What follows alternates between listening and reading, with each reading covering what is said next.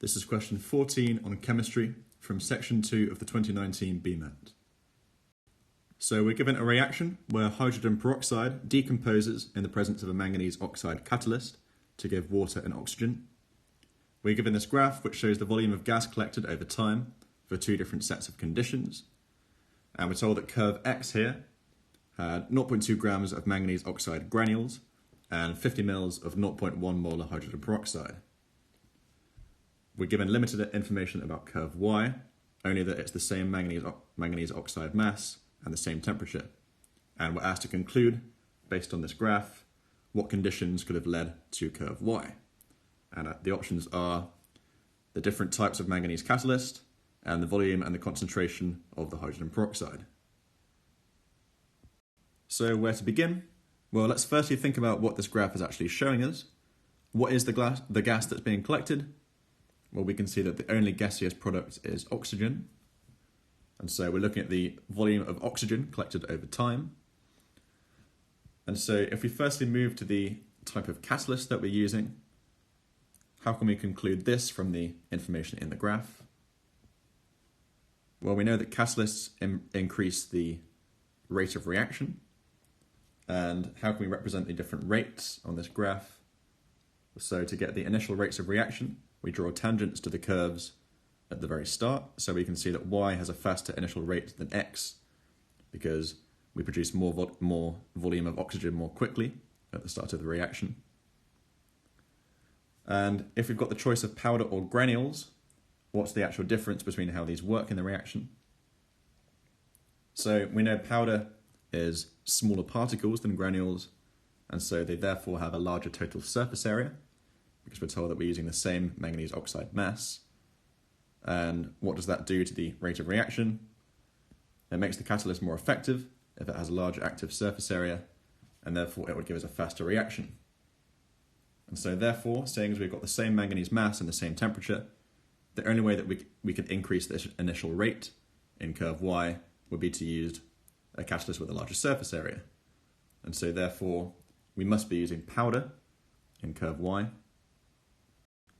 So next, let's move on to the amounts of hydrogen peroxide that we're starting with in curve Y. How can we work this out? Well, we can see from these graphs that these reactions proceed all the way through because the volume of oxygen collected levels off.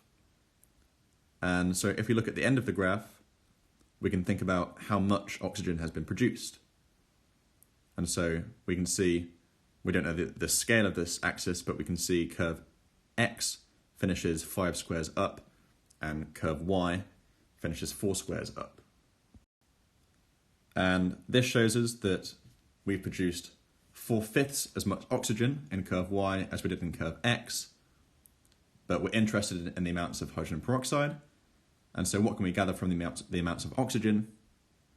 Well, if we're producing 4/5 as much, then we must have started with 4/5 as much hydrogen peroxide in experiment Y. So let's just quickly look at our options that we're given. We've only got two choices of concentration for hydrogen peroxide. One of them is the same as what we started with. So maybe it would be easy to just quickly work out, if it was still 0.1 mol per decimeter cubed, what the volume would be. If we started with 50 centimeters cubed of this concentration, and we want 4/5 of that, then we'd want 40 centimeters cubed of 0.1 molar hydrogen peroxide, but this isn't one of our options. And so maybe we can assume for now that it's going to be the other concentration, the 0.2. And then from this, we can work out the volume that would correspond to and see if we have a complete answer. And so how can we work out this volume? Well, we need to know the amounts of hydrogen peroxide rather than volumes and concentrations. And so we're going to want to convert to moles. So if we want 4/5 of what we had in X, then we need to know what we had in X in the first place. And so how do we work this out? The number of moles of hydrogen peroxide is the concentration times the volume. Our concentration is 0.1 moles per decimeter cubed. Our volume is 50 centimeters cubed, but what do we need to do to this volume? We need to change it to the same units as concentration, or vice versa. So 50 centimeters cubed divided by 1,000 is 0.05 decimeters cubed.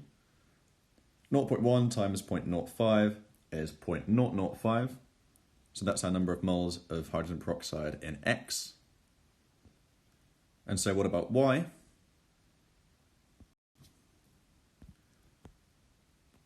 So we already know that we have 4/5 of the amount of hydrogen peroxide in Y as we did in X. So 4/5 of 0.005 moles is 0.004 moles. But we don't need the number of moles, we need the actual volume. And if we've chosen this concentration already of 0.2 moles per decimeters cubed, then we can work out volume straight away. How do we work out volume? That is number of moles divided by concentration. So that's 0.004 divided by 0.2 moles per decimeters cubed.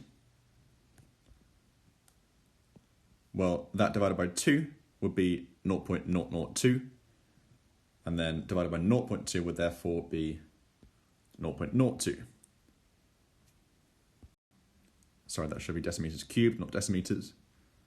And so our final thing to do, of course, is to convert into centimeters cubed. So 0.02 decimeters cubed corresponds to 20 centimeters cubed. That's times 1,000. And indeed, this is one of our options.